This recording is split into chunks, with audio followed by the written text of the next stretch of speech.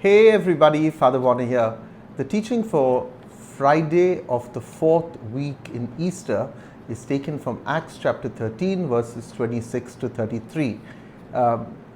Now, so often in life, people caution us not to make the mistakes that others have done. And you and I have heard this so often. They will caution us, they will give us little tidbits of earthly, grandmotherly, grandfatherly, paternal advice, which they hope that we will take with a good pinch of their experience that comes in. Now, their hope really is that you don't have to learn the hard way. Take it from us. We've struggled, and now we pass on that wisdom.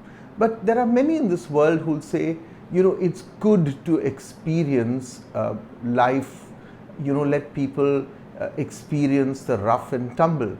Now, while all of this sometimes is very good on paper, it's rather daft in reality.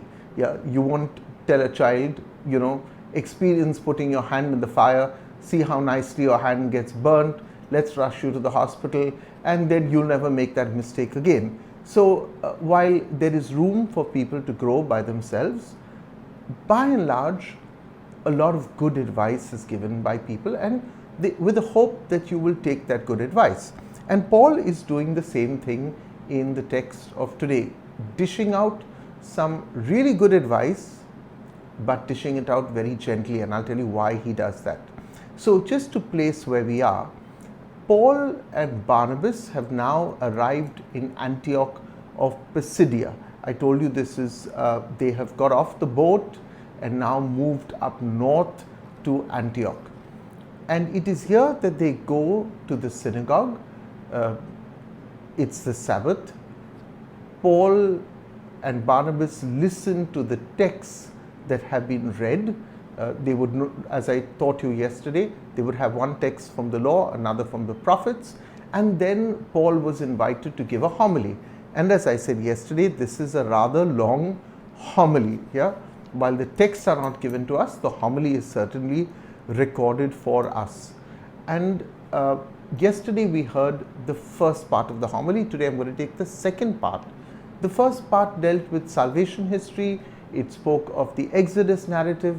And today Paul is going to settle down on talking about Jesus, who came to be the Messiah, but who was rejected, who was crucified, who was put to death.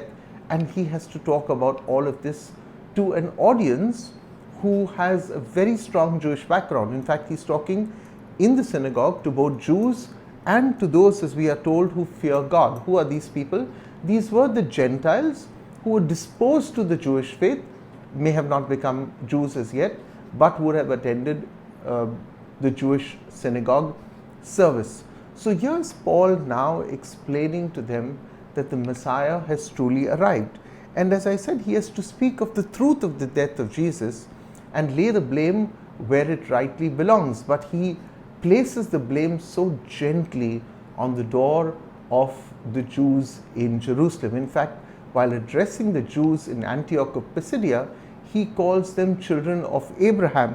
But while talking about the Jews in Jerusalem, he speaks of them as the residents of Jerusalem. And he says it is they who put the author of life to death. And yet, as if he sounds apologetic, he's not, but he says they did this out of ignorance. And they not only did it out of ignorance, they inadvertently brought about the will of God that was mentioned in the prophets. So they say, well, in some sense, as we say, this was the happy fault. But now he's trying to tell them very clearly, you guys can't make the mistake. So he's placing the blame on the residents of Abraham while exhorting these residents, Jewish residents of Antioch, to be truly the children of Abraham. Now, I said that this mission is sensitive because Paul wants to win over more people to Christ. And of late, on the internet, I find that the discussion when it comes to the Catholic Church has become exceedingly shrill. Yeah, if we want to win over people to Christ, then it can't be with name calling. You know, when Paul spoke, he didn't use a fist thumping, name calling, you guys are murderers, you did this, you did that. No, this kind of methodology does not win over people for Christ. In fact, it places us in a very arrogant position, as if only we know the truth. We have the truth, but how we present the truth to others is exceedingly important. So this whole method of, you know, just dishing it out to people or calling a spade, I did this when I was a young priest, it doesn't work. And as I've said before, we can win more souls for Christ by conversation than condemnation. You know, very often when I feel we cannot as priests answer young people, we just dismiss them and we start making personal attacks on their character, and very generalized, you know, ad hominem, you know, we attack the person, or you guys, you know, are all wasters and you have no goal in life and you're come to tell us all of this. No, really they're seeking.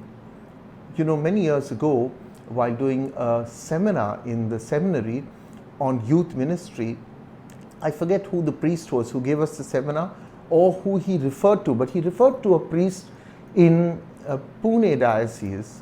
I can't remember the priest's name, but he said to us, he said, fathers, or brothers that time, he said, brothers, this particular priest, talking about his method of dealing with young people, he said he would spend endless hours with them in a restaurant over a cup of chai, simply, as he called it, wasting time. And he said, are we willing to waste time with our youth? Now, great way of having a conversation with young people. Of course, the reality today is that we priests are hard pressed, and if you see me sitting in a restaurant having chai every day with young people, you'll say this Father Warner is useless, he's just wasting his time, he's never available.